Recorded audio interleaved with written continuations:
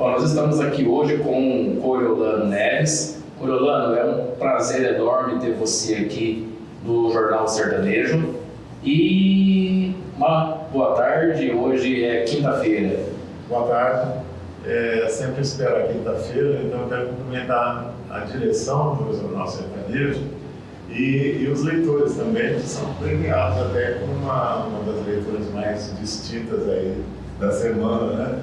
Que é o seu jornal, que não fica só nos releases, faz notícia. Eu agradeço aí pela sua gentileza, tá? Não tinha como a gente iniciar o ano sem falar dos 90 anos do Estrela do Oriente, né? Então, o Estrela está completando 90 anos neste ano. Que sentimentos que essa marca histórica desperta na atual diretoria e na comunidade que cresceu junto com o clube? Sentimento de responsabilidade. É muita responsabilidade a gente ter sido criado dentro do Estrela e vê-la fazer 90 anos e não fazer nada, entendeu? E no momento em que Barretos perde seus principais clubes, né?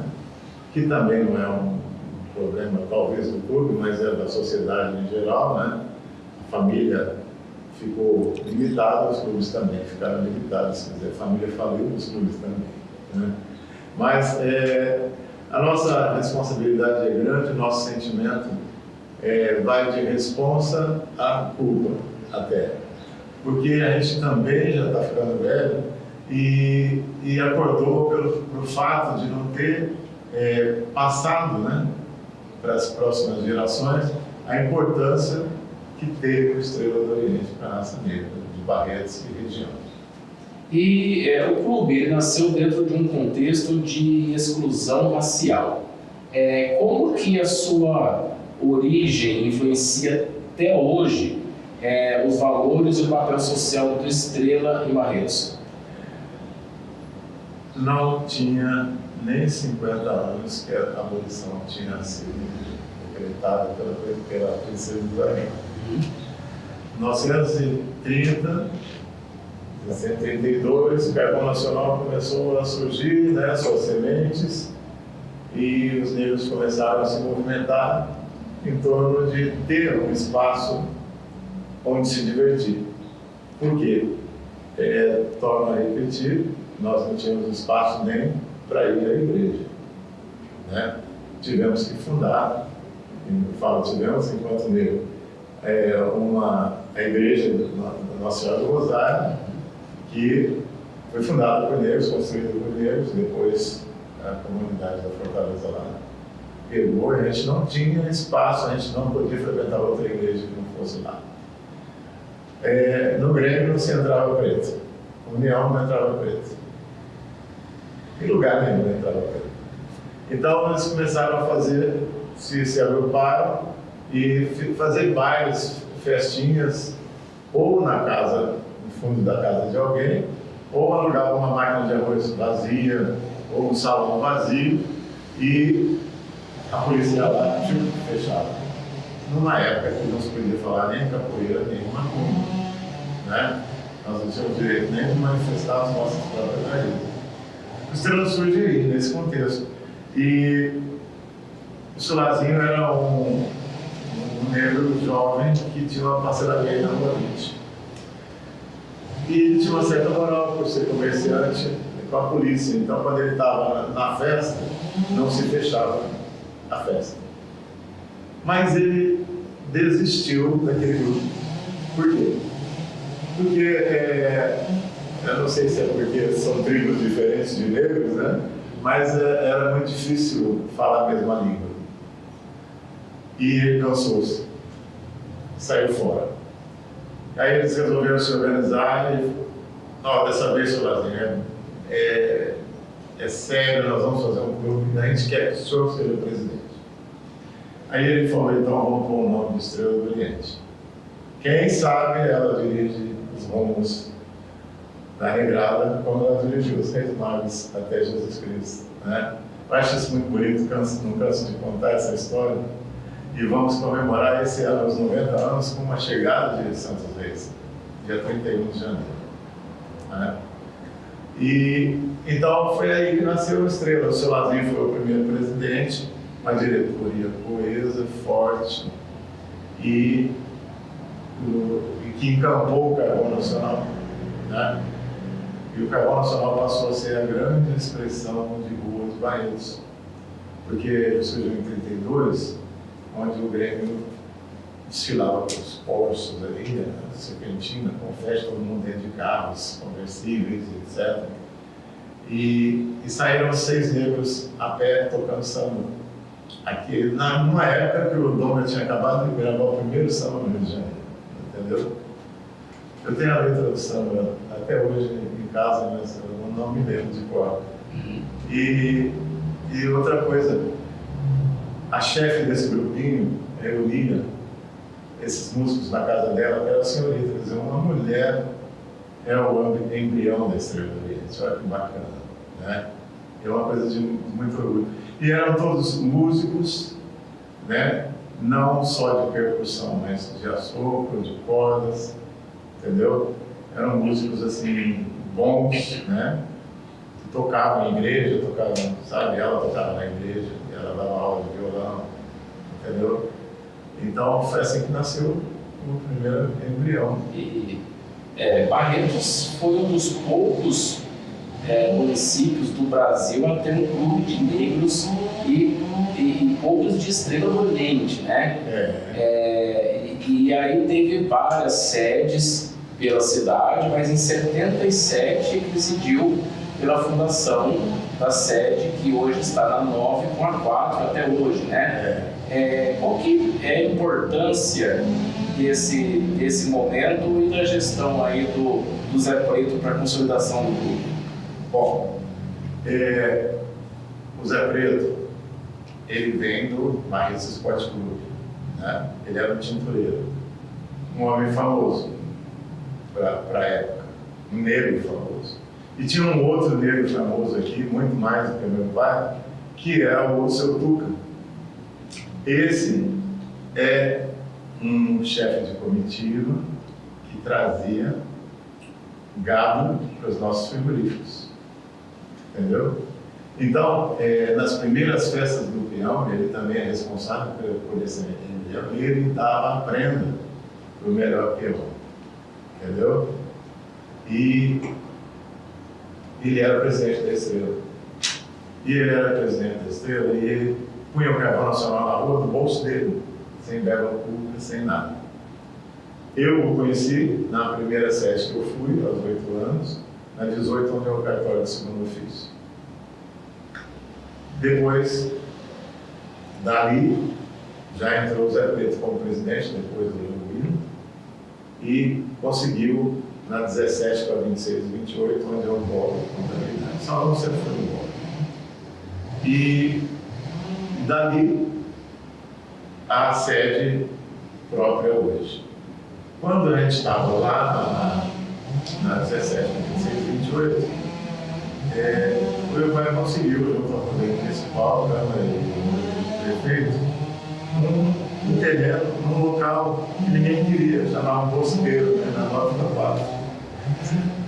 E foi lá e construiu, conseguiu com o laudo Anatel uma certa facilidade para a Caixa Estadual. Meu pai jogou no São Paulo, então o laudo Anatel era amigo dele. E o médico também, muito amigo da Estrela, médico, Arisco. Eles facilitaram muito o surgimento dessa sede. Começou a construir em 76, o ano do maior carnaval do país, que foi o Zumbi dos Palmares, que foi a Estrela, ganhou do Jockey da Rio das Pedras. Lançou Pedra Fundamental em 77, nós estávamos já o nosso carnaval já foi lá na 9/4. Foi muito emocionante porque o concreto no chão, né, cimento e a poeira levantava e a gente jogava água e continuava o baile, né? O Estrela ficou sem desfilar na rua, só voltou em 79.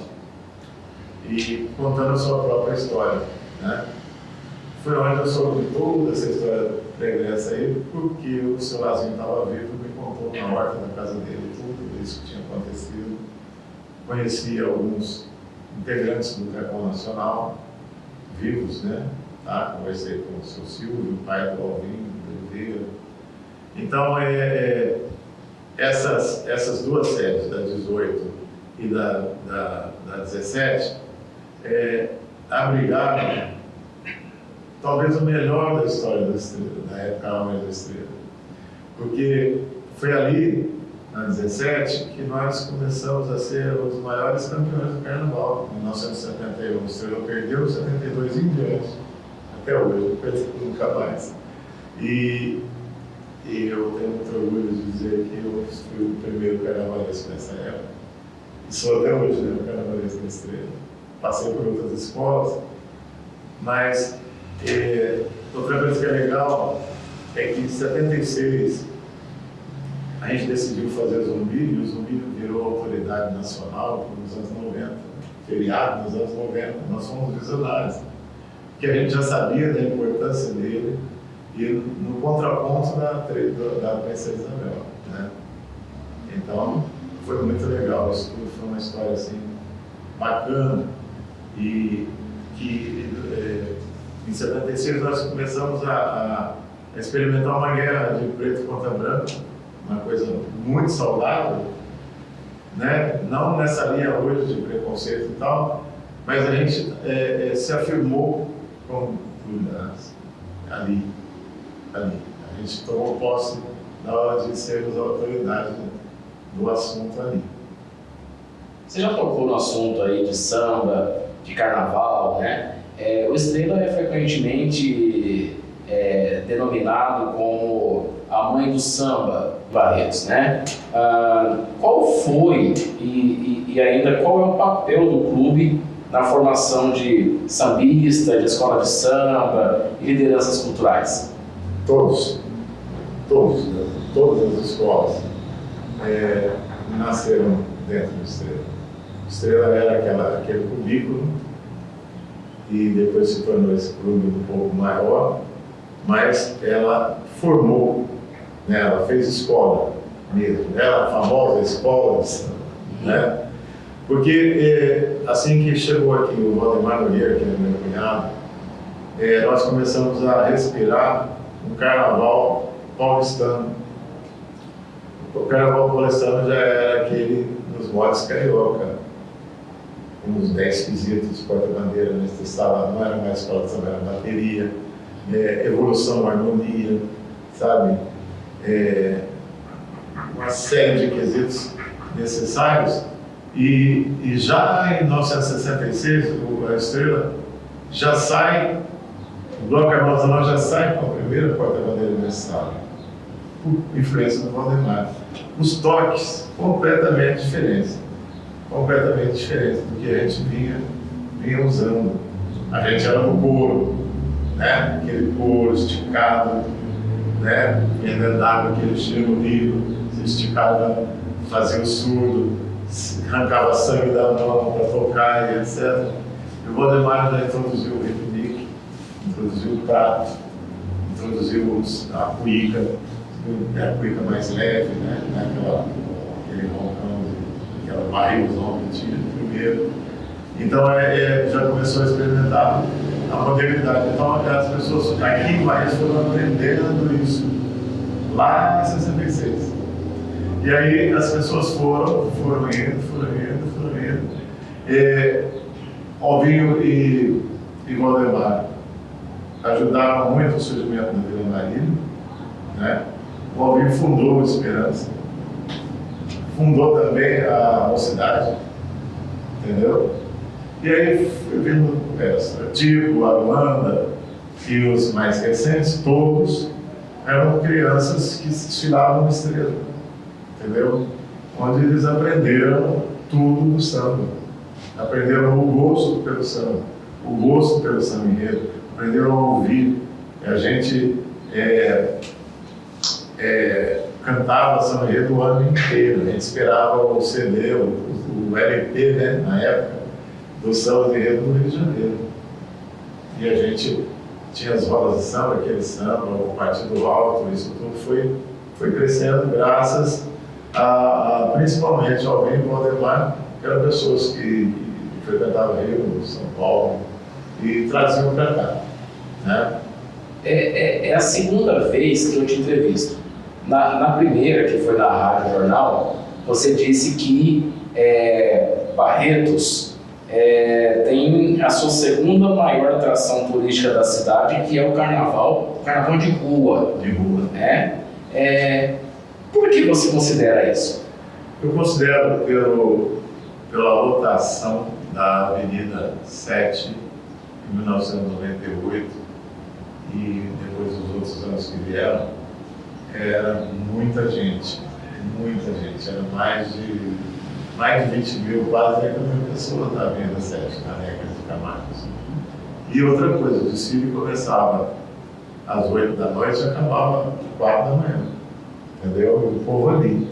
Eles levavam a família, levavam sua bebida, o seu churrasquinho, e tinha lá barracas, tinha toda uma economia em volta daquilo, entendeu?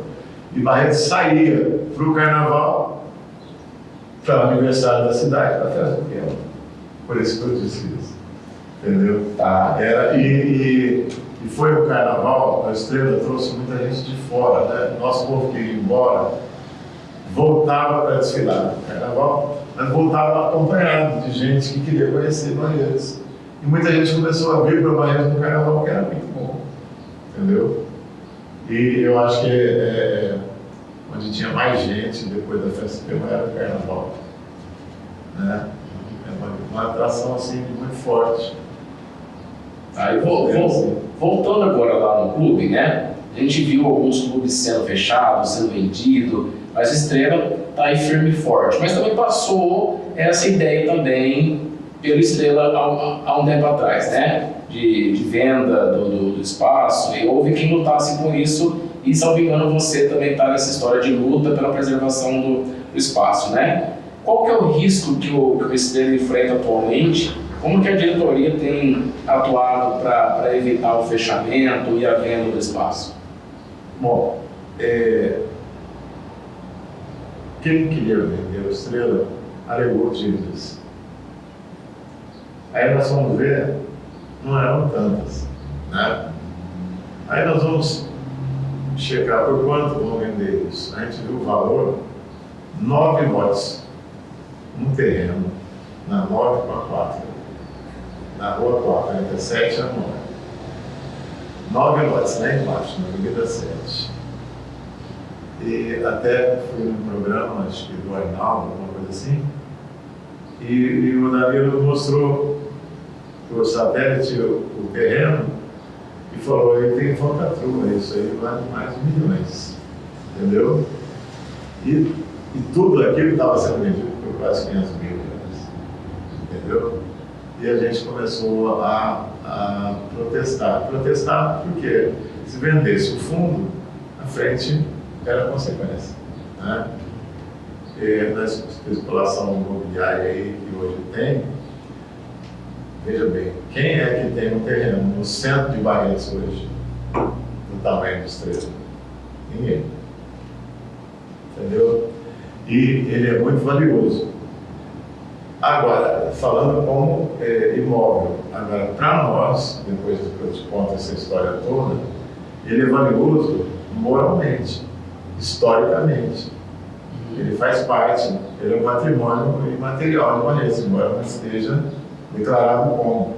E a gente precisa, para livrar dessa venda, porque é inevitável ficar devendo ao tamanho, olha, nós não temos um quadro de associados, não temos nada.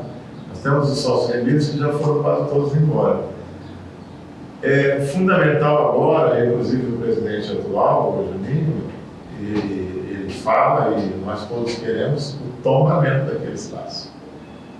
Porque é um patrimônio material da cidade. Ali concentra uma boa parte da história do Barretos. Olhando para o futuro, Coriolano, que estrela do Oriente você vê brilhar nos próximos 10, 20 ou 30 anos? Estrela do Oriente não é pagode, né? E aí as pessoas falam assim, não tem mais nada na Estrela, não. Acontece que a cultura negra principalmente, ela não é formada só de samba. E a Estrela do Oriente, ela é uma sociedade beneficente. Ela tem por função, sabe, e por fundação, a obrigação de cuidar da raça dela. E isso diz muito no ouvido do movimento negro. E tinha gente também no movimento negro querendo vender, por conta de não se conscientizar da importância da ancestralidade dentro desse movimento negro. E o que há de mais importante no movimento negro é a gente olhar para trás e ver a nossa ancestralidade. Como é que as coisas aconteceram e como estão acontecendo agora, entendeu? Não dá para você cuidar dos seus um modismo, um pagode, sem conscientizar e sem incentivar a cultura negra, que é vasta, entendeu? Você sabe, nossos jovens hoje estão na periferia morrendo, estão no tráfico, tá? Uma mulher do predinho lá, ela tem que trabalhar, o menino pequenininho fica com alguém lá no predinho, alguém, entendeu? O menino já com 10 ele já sabe se é avião, entendeu? Então a função da estrela que eu vejo, né, a estrela que vai brilhar muito mais ainda, se ela voltar a abrigar esses projetos que tirem essas crianças dessas garras do tráfico, do maltrato, do preconceito, do racismo.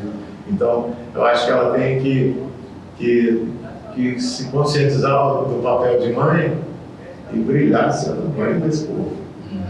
No local. E hoje nós estamos conseguindo agora. Nós fizemos o 20 de novembro com as entidades negras do local. O Conselho do Negro, a Coordenadoria do Negro, a Secretaria da Cultura, entendeu? E a Estrela do Oriente. Agora nós vamos receber os Reis Magos lá e vamos festejar os 90 com esse povo também. Inclusive esse ano tem a Luanda junto, entendeu?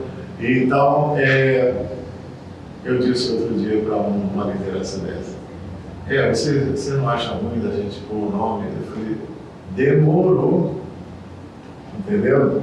Demorou, é isso que essa mãe quer. Ela quer todo mundo lá, porque foi ela que criou, entendeu? E sem ela não vai ter jogo. Vai ficar tudo muito espaço, vai morrer no pagode. Aí depois do pagode vem o quê? Entendeu? O hip hop vem o quê? Né? Não é isso. Então, se a gente valoriza a cultura de sempre, a cultura que virá, se a gente, entendeu? Hoje tem um menino do hip hop que ele faz músicas bonitas e ele fez uma estrela, ele fala da história dele, do menino, ele sabe da importância disso. É isso que a gente quer, acho que é isso que ela vai brilhar assim. E não vai fechando se ela abrigar projetos. Entendeu? Ela não vai precisar de que um baile lote para poder pagar a luz. Entendeu? Porque tem projetos sustentando. Hoje tem incentivos governamentais. Né? Tem leis aí, tem a própria Aldir Blanc, tem Rouanet, tem tudo. Entendeu?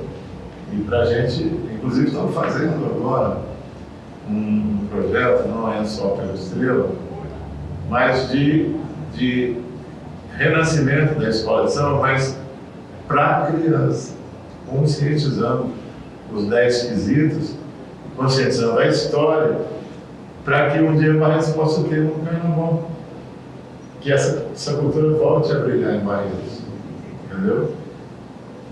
E é um trabalho que a gente tem que fazer. Maravilha. Corolla, assim, para finalizar o nosso papo, gostaria de deixar aberto espaço para você dar um recado para a população e também para convidar para a festa de 90 anos, com a chegada dos Reis Magos lá no Estrela. Fique à vontade. Olha, muito obrigado a todos vocês aí do Jornal Sertanejo, né? Uma satisfação imensa, a gente fica emocionado de falar da Estrela. Eu, pelo menos, meu travesseiro foi de cetim azul. Mas, desde quando nasci. Mas olha gente, a estrela não pode morrer e nós não vamos deixar morrer, porque ela não é para nós, ela é para os nossos filhos, para os nossos netos, ela faz parte do nosso pensamento, da nossa negritude. Vamos continuar negros se valorizarmos a Estrela do Oriente e todas as coisas que ela ensinou essa cidade a considerar. Tá? Eu convido a todos para que compareçam lá na chegada de Reis. Vão ter acho que 4 companhias, vai ser uma festa totalmente ecumênica, né? Onde a gente vai receber os três reis magos e vai enaltecer a história da estrela e a estrela que vai brilhar sempre dirigindo os rumos da nossa raça.